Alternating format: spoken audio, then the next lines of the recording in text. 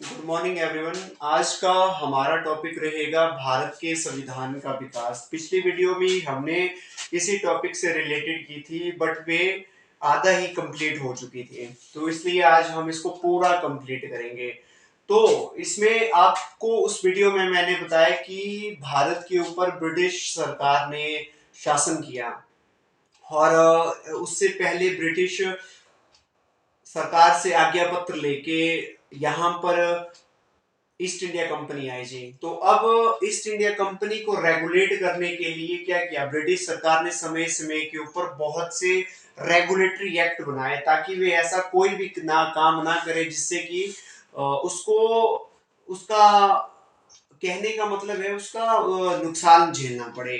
तो इसलिए regulatory act आज हम करेंगे। लगभग लगभग इससे आपके 100 से 150 क्वेश्चन कंप्लीट हो जाएंगे अच्छे से। और इससे पहले, इसको स्टार्ट करने से पहले मैं आपको बता दूं कि आपने क्या करना है। आपने कॉपी और पेन लेना है और मेरी वीडियो को पॉज करते जाना है और साथ में नोट्स बनाते जाना है। आप देखो वीडियो को, सुनो, उसके बाद उसको पॉज करो, देन आप कुछ जो जो चीजें मैं बताऊंगा उनको लिखो। विदाउट नोट्स के आप इसको अच्छे से स्टडी नहीं कर पाओगे, इसलिए ओके लेट स्टार्ट। तो हम स्टार्ट करते हैं आज का हमारा जो भारत के संविधान का विकास। सबसे पहले हम बात करेंगे रेगुलेटरी एक्ट 1773 का, कि 1773 का रेगुलेटरी एक्ट क्या कहता है। रेगुलेटरी एक्ट किस लिए बनाया जाता है कि कंपनी के ऊपर नियंत्रण करने के लिए, ताकि वह कोई किसी तरह का गलत काम नहीं करे, भारत में इसका गलत इंपैक्ट ना पड़े ब्रिटिश सरकार का। और इसमें हम केवल केवल 4 चीजें स्टडी करेंगे। सबसे पहले देखो, सबसे पहले बंगाल के गवर्नर को, बंगाल का गवर्नर है, बंगाल के गवर्नर को गवर्नर जनरल बना दिया गया और मद्रास और बंबई के गवर्नर को इसके अंडर कर दिया जी। एग्जांपल से बताता हूं मैं कि बंगाल का भी पहले एसडीएम था। एग्जांपल बता रहा हूं, आपने यह समझ सोचना कि बंगाल का एसडीएम है। तो जैसे एसडीएम है और उसको क्या कर लिया गया, उसको डीएम बना दिया गया, और मद्रास और बंबई के एसडीएम को क्या कर दिया, इसके अंडर कर दिया कि अब ये इनका मेन साहब ऑफ बॉस होगा और ये इनके इनके अधीनस्थ हो जाएंगे। तो सबसे पहली बात, बंगाल के गवर्नर को गवर्नर जनरल बना दिया गया और बंबई और मद्रास के गवर्नर को उसके अंडर कर दिया। नंबर 1। नंबर 2 कि बैरन हेस्टिंग, याद रखना है, पेपर में यही क्वेश्चन कई बार पूछा गया है कि बंगाल के पहले गवर्नर जनरल बैरन हेस्टिंग है। नंबर 2, अब इसकी बंगाल के गवर्नर जनरल की सहायता के लिए यहाँ पर 4 व्यक्तियों की कमेटी बना दी गई, जो कि उसको सलाह देंगे, एडवाइस देंगे, उसकी सहायता के लिए रखती है। नंबर 3 और नंबर 4 बात कही गई है इसमें कि सुप्रीम कोर्ट की स्थापना की है। सुप्रीम कोर्ट की स्थापना 1774 में हुई है। बट अगर आपको कई बार कंफ्यूज हो जाते हैं बच्चे कि भाई 1773 और 1774 दिया जाता है, और कहते हैं कि बंगाल जो सॉरी सुप्रीम कोर्ट की स्थापना किस एक्ट के तहत की गई है, जो कि एक्ट 1773 है और स्थापना की गई है 1774 में। तो ये आपने विशेष ध्यान रखना है। और ये हो गया, और एक ऐड इसमें और करो कि कहा गया है कि जो आपके ईस्ट इंडिया कंपनी के एम्प्लॉयज है, वे पर्सनली तौर पर कोई भी काम नहीं करेंगे, ट्रेड नहीं करेंगे, वे कंपनी के नाम पर ही ट्रेड करेंगे। कंप्लीट आपका 1773 का एक्ट 5 चीजें याद रखनी है। नंबर 2, 1784 का एक्ट क्या कहता है, 2 चीजें याद रखनी है। नंबर 1, इसमें बोर्ड ऑफ कंट्रोल की स्थापना की गई। किसके लिए? British government board of control को आदेश देती थी कि आप कंपनी के ऊपर कंट्रोल रखिए, आप देखो कि कंपनी कर क्या रही है और क्या नहीं कर रही है। वो हर एक एक्टिविटीज को आपने ध्यान में रखना है। बोर्ड ऑफ कंट्रोल की स्थापना की गई। और दूसरी बात बोली गई है, जो इसके तहत 4 सदस्यों की कमेटी बनाई गई थी, उसको 3 कर दिया गया, केवल 3 सदस्य उसमें शामिल किए गए। ये कंप्लीट। देन आपका सेम है ईस्ट इंडिया एक्ट की, भाई उसी के लिए। और आपका 1813 का एक्ट, 1813 चार्ट एक्ट, ये क्या कहता है, इसमें आपको 3 चीजें याद रखनी है। सबसे पहली चीज आपको इसमें याद रखनी है कि यहाँ पर इंग्लिश मिशनरी, इंग्लिश, ये यूपीएससी में भी 2 से 3 4 बार ये क्वेश्चन पूछा गया है कि इंग्लिश मिशनरी किस एक्ट के तहत भारत में कार्य करने की उनको अनुमति दे दी गई? तो 1813 के एक्ट के तहत। इंग्लिश मिशनरी है कौन? ये ईसाई धर्म के पादरी है। ये बात हो गई। दूसरी बात कि यहाँ पर मोनोपोली को खत्म कर दिया गया ईस्ट इंडिया कंपनी के, केवल दो में ही मोनोपोली रख दी गई, चीन के साथ और नंबर 2 चाय के साथ मोनोपोली। अब आप बोलोगे मोनोपोली क्या होता है, एकाधिकार क्या होता है? एकाधिकार को अगर आप सिंपल तरीके से समझो ना, तो एकाधिकार होता है कि कंपनी के पास पेटेंट राइट है, कि वही कंपनी क्या करेगी कि केवल ईस्ट इंडिया कंपनी ही इन चीजों में व्यापार करेगी। जैसे चाय और चीन के साथ व्यापार खत्म नहीं किया, मोनोपोली खत्म नहीं की, केवल वही कंपनी चाय का व्यापार करेगी और अन्य को समाप्त कर दिया, केवल दो को ही कॉपी जैसे पेटेंट राइट रख दिया गया। कंप्लीट हो गया। उसके बाद आपका ये कंप्लीट, ये भी कंप्लीट, ये भी। और 1833 का चार्ट एक्ट क्या कहता है? चार्ट एक्ट ये सारे। तो 1833 के चार्ट एक्ट के तहत देखो एक सबसे बड़ी बात है कि जो दो मैंने बोला ना कि मोनोपोली खत्म कर दी गई, तो अब जो दो विशेष अधिकार रखे गए थे उनको भी समाप्त कर दिया गया। अब भारत में कोई भी कंपनी ट्रेड कर सकती है कहीं भी, चीन के साथ हो, चाय के साथ हो, किसी भी तरह का व्यापार कर सकती है। और नंबर 2 सबसे इंपॉर्टेंट कि बंगाल के जो गवर्नर जनरल है उसको भारत का गवर्नर जनरल बना दिया गया। पहले केवल बंगाल का क्षेत्र ही दिया गया था उसके पास, अब उसको पूरे भारत का गवर्नर जनरल बना दिया गया। तो भारत के गवर्नर जनरल कौन थे? पहले भारत के गवर्नर जनरल विलियम बेंकेट थे। बच्चे कई बार अब बताता हूँ कंफ्यूज कैसे होते हैं। देखो पेपर में क्वेश्चन आता है कि बंगाल के भारत के गवर्नर जनरल कौन है, तो फिर वे कर देते हैं लॉर्ड माउंटबेटन। और जबकि ये गलत है क्योंकि वे स्वतंत्र भारत के गवर्नर जनरल है, ना कि वे भारत के गवर्नर जनरल है। तो इसलिए आपने क्या करना है, जब भी क्वेश्चन है भारत के पहले गवर्नर जनरल कौन है, तो आपने क्या करना है? विलियम बेनकेट करना है। ठीक हो गया, ये भी कंप्लीट हो गया जी। देन आफ्टर इसमें आपका और दो तीन बातें इसमें और ऐड की गई है, जो है आपकी मैं थोड़ा रिकॉल नहीं कर पा रहा हूँ ना, क्योंकि आपका टॉपिक ये बहुत बड़ा है, ये बहुत बड़ा टॉपिक है।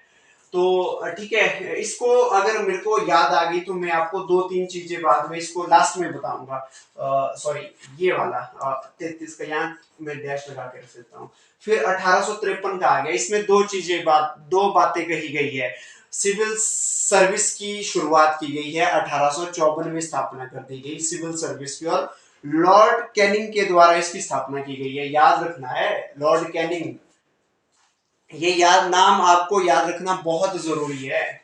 और लॉर्ड कैनिंग हो गया। देन आफ्टर आपका इसमें एक और बात याद रखनी है आपने 1853 में कि यहाँ पर संसद का रोपण किया गया। कहने का मतलब है संसद को भारत में शामिल कर दिया गया। और आज अगर भारत में संसद है तो ये ब्रिटेन की देन है, ब्रिटेन की ही संसद जैसे कार्य, यहाँ पर न्यायपालिका हो, कार्यपालिका हो, सब कुछ ब्रिटेन से ही ये चीजें शामिल की गई है। उसके बाद 1892 का एक्ट क्या कहता है? इसमें दो तीन चीजें आपने याद रखनी है। सबसे पहली बात इसमें पहली बात आपको ये याद रखनी है कि इसके तहत भारतीयों को बजट के ऊपर बहस करने की स्वतंत्रता दे दी गई। और नंबर 1, नंबर 2, यहाँ पर केंद्र और प्रांत में जो विधान परिषद में है उसकी भारतीयों की संख्या बढ़ा दी गई, और जबकि उनको मतदान का अधिकार नहीं दे दिया गया। याद हो गया। फिर 1909 का एक्ट क्या कहता है? आपको इसमें दो तीन चीजें याद रखना बहुत जरूरी है। तो इसलिए मैं बोल रहा हूँ आप कॉपी पेन उठाइए और कॉपी पेन के ऊपर जो चीजें मैं बता रहा हूँ उनको नोट डाउन कीजिए। तो 1909 का चार्ट एक्ट क्या कहता है? 1909 का चार्ट एक्ट कहता है कि इसको सबसे पहली बात मॉर्ले मिंटो एक्ट कहा जाता है। क्यों कहा जाता है मॉर्ले मिंटो एक्ट? क्योंकि उससे पहले हमारा एक यहाँ पर एक ना छूट गया है गलती से, तो इसके लिए मैं यहाँ पर जो मेन है 1858 का एक्ट, इसको हम, ये हमारा पहले आएगा, ठीक है। 1858 का एक्ट बताता हूँ, सॉरी इसके लिए क्योंकि मैं भूल गया था बीच में। तो 1858 का एक्ट क्या कहता है? 1858 का एक्ट कहता है कि आपको पता है 1857 में सैनिकों ने विद्रोह कर लिया था यहाँ पर, और अब सैनिकों ने जब कंपनी के खिलाफ विद्रोह किया तो कंपनी को ब्रिटिश सरकार ने वापस बुला लिया और शासन यहाँ पर खुद करने लगी। अब यही वे शासन चलाती थी। इसके तहत उन्होंने क्या किया, देखो सबसे पहले तो उन्होंने बोर्ड ऑफ कंट्रोल को खत्म कर लिया। पूछा जा सकता है पेपर में कि बोर्ड ऑफ कंट्रोल को किस एक्ट के तहत खत्म किया गया, तो 1858 के तहत। और स्टार्ट कब किया गया था? 1784 के तहत बोर्ड ऑफ कंट्रोल। जब खत्म क्यों किया गया? क्योंकि अब कंपनी नहीं, अब डायरेक्ट ब्रिटिश पार्लियामेंट यहाँ पर भारत के ऊपर शासन कर रही है, तो इसलिए उन्होंने खत्म कर लिया। उन्होंने वायसराय, गवर्नर जनरल का पद खत्म कर लिया, वायसराय का पद बना दिया गया। अब भारत के पहले वायसराय कौन है? तो वे आपके लॉर्ड कैनिंग, याद रखना है, लॉर्ड कैनिंग भारत के पहले वायसराय है। और उन्होंने क्या किया, अब देखो और दो तीन बातें उन्होंने और कर ली। अब उन्होंने एक सचिव का पद नियुक्त कर लिया। सचिव ब्रिटेन में रहता था और उसको रखा जाता था, उसको वायसराय क्या कर लिया जाता था, वायसराय को भारत में रखा जाता था। तो जो कि अब ब्रिटिश सरकार सचिव को आज्ञा देगी, उसको ऑर्डर देगी, और सचिव वायसराय को, और सचिव के अंडर 15 बंदे नीचे रहते थे जो कि उन रूल्स को इम्प्लीमेंट करते थे। ये कंप्लीट हो गया 92, मैंने बता दिया है। अब बात करते हैं 1909 के एक्ट के तहत। इसको मॉर्ले मिंटो एक्ट कहा जाता है। मॉर्ले मिंटो एक्ट क्यों कहा जाता है? क्योंकि मॉर्ले जो था वे सचिव था, जबकि मिंटो जो वे भारत में वायसराय थे, इसलिए मॉर्ले मिंटो एक्ट। कई बार क्वेश्चन में पेपर में क्वेश्चन आ चुका है कि भाई मॉर्ले मिंटो एक्ट किसको कहा जाता है। दूसरी बात इसमें याद रखो आप, यहाँ पर क्या किया गया, यहाँ पर विधान परिषद में संख्या ज्यादा बढ़ा दी गई। यहाँ पर आपकी 1892 में 16 कर दी गई थी, यहाँ पर 16 से बढ़ाकर 60 कर दी अब पार्लियामेंट में। दूसरी बात, जो आपकी विधान परिषद है, तो इसमें और आपको याद रखना है कि यहाँ पर मुस्लिमों के लिए अलग निर्वाचन क्षेत्र लिया दिया गया, अलग से कर लिया गया। और जो आपका निर्वाचन संप्रदाय का जनक मिंटो को कहा जाता है, लॉर्ड मिंटो को कहा जाता है, क्योंकि वे उस टाइम पर ही सचिव था, सॉरी वायसराय था। देन आफ्टर उसके बाद है 19 एक्ट के 1919 का एक्ट। इसमें बहुत सी चीजें शामिल की गई, इसको मॉन्टेगू चिंग्सफोर्ड एक्ट कहते हैं। और ये मैं आपको अब आपने बताना है कमेंट में कि भाई मॉन्टेगू चिंग्सफोर्ड इसको क्यों कहा जाता है। मॉन्टेगू चिंग्सफोर्ड दो नाम है, और बताना है आपने कि भाई क्यों कहा जाता है इस एक्ट को। नंबर 2, यहाँ पर भारत के राज्य और केंद्र का बजट अलग अलग कर दिया गया। बाद में जब आप बजट पढ़ोगे, केवल आप इस चीज याद रखो, अभी बाद में बजट की बहस आपकी अनुच्छेद केंद्र की 112 में है, जबकि 202 में राज्य की बात की गई है। और अनुसूचियों अलग, आपका विषयों को अलग अलग कर दिया गया, केंद्र के विषय और राज्य के विषयों को अलग अलग कर दिया गया। इसके तहत केंद्रीय लोक सेवा आयोग की स्थापना की। आप देखते हो कि सेंट्रल गवर्नमेंट पोस्टें निकालती है, तो इसलिए वे रेलवे बोर्ड, रेलवे इत्यादि, एसएससी सारी है जो आपकी केंद्र लोक सेवा आयोग के अंदर आती है वे। और यहाँ पर हाँ, ये भी कंप्लीट हो गया। महिलाओं को वोट देने का अधिकार इसके तहत कर दिया गया। और यहाँ पर ईसाई और सिखों के लिए अलग से निर्वाचन क्षेत्र बना दिया गया। अब 1935 का ये इम्पोर्टेंट इसलिए है क्योंकि भारत के संविधान में 395 आर्टिकल्स है, आपको पता है। और उन 395 आर्टिकल में ना लगभग 250 आर्टिकल्स यहीं से इस एक्ट से लिए गए हैं। अब इस एक्ट से लिए गए हैं। देन दूसरी बात, यहाँ पर आप यहाँ पर और करो कि भाई यूपीएससी की स्थापना इसके तहत की गई है। इस दिन 1935 में UPSC, union public service commission, JPSC, PCS की स्थापना इसके तहत की है। आरबीआई आपका देखते हो, रिजर्व बैंक ऑफ इंडिया, 1935 में स्थापना की है। क्वेश्चन कई बार पूछे गए हैं पेपर में, मैं आपको हर एक इंपॉर्टेंट चीज बता रहा हूँ, वैसे फालतू की चीजें नहीं बता रहा हूँ मैं आपको, जो इंपॉर्टेंट है वही चीजें मैंने यहाँ ऐड की हुई है। और ये आपका कंप्लीट हो गया। देन आफ्टर लास्ट आता है आपका 1947, ये है भारतीय स्वतंत्रता अधिनियम। इसके तहत भारत को स्वतंत्रता दी गई है। अब देखो लास्ट में कि जब भारत को स्वतंत्रता दे दी गई इस एक्ट के तहत, तो फिर ब्रिटिश, मैंने कहा ना, वो बहुत दिमाग वाले बंदे थे, और उन्होंने पहले भारत आपका अफगानिस्तान से लेके म्यांमार तक एक था, और उन्होंने स्टार्टिंग में आके अफगानिस्तान म्यांमार को अलग कर दिया, और लास्ट में उन्होंने जब वे भारत से गए ना, उसके बाद भी यहाँ पर उन्होंने आग लगा के रख दी भारतीयों में। उन्होंने कहा कि भाई आपको दे आजाद कर दिया, हमको स्वतंत्रता दे गई है, परंतु आपका बाप के ऊपर है जो खुद को स्वतंत्र रखना चाहता है, जो खुद को अलग रखना चाहता है, अलग रखो। भारत पाकिस्तान का विभाजन कर दिया। भारत पाकिस्तान का विभाजन मैं अगली वीडियो में बताऊंगा आपको क्या कारण रहा है भारत पाकिस्तान विभाजन का। तो इसके तहत क्या कर लिया गया, वायसराय का पद खत्म कर दिया गया, सचिव का पद खत्म कर दिया गया, और जनरल गवर्नर बना दिए गए, और राज्यों में अब गवर्नर, राज्यों को गवर्नर के अंडर कर दिया गया। और यहाँ पर अब आप देखते हो कि भारत के स्वतंत्र भारत के पहले गवर्नर जनरल आपके आप पढ़ते हो लॉर्ड माउंटबेटन, और स्वतंत्र भारत के पहले भारतीय जनरल गवर्नर कौन है, तो चक्रवर्ती राजगोपालाचार्य यहाँ पर पहले गवर्नर जनरल रह चुके हैं। So thank you.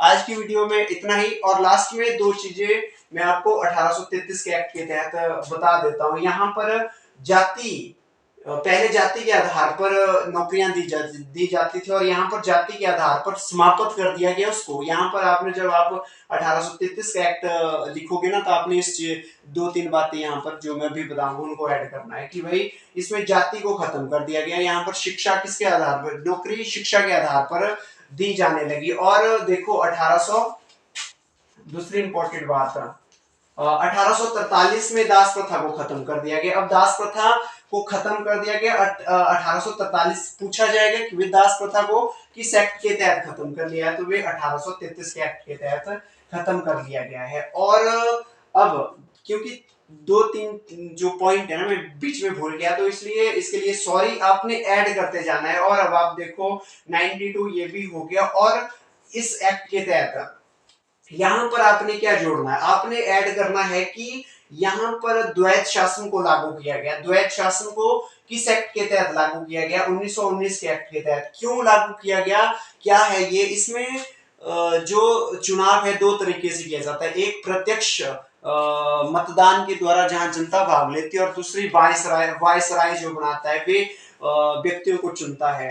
और 35 में आपने याद करना है, यहाँ पर केंद्र में द्वैत शासन लागू किया गया, और यहाँ पर राज्य में द्वैत शासन लागू किया गया। Okay, thank you. अब मिलते हैं नेक्स्ट वीडियो में, बताऊंगा निर्माण कैसे हुआ, भारत पाकिस्तान का विभाजन कैसे हुआ। Thank you. और लास्ट में यही है कि आप प्लीज चैनल को सब्सक्राइब करो, तभी ये आपके लिए बेनिफिट रहेगा, क्योंकि फिर मुझे भी एक मोटिवेशन मिलेगा कि नहीं यार बहुत से लोग जुड़ते जा रहे हैं, तो इसलिए मेरा बस यही मोटिव रहेगा, फिर आपको बेहतर से बेहतर कंटेंट प्रोवाइड करवाना है। Okay, thank you.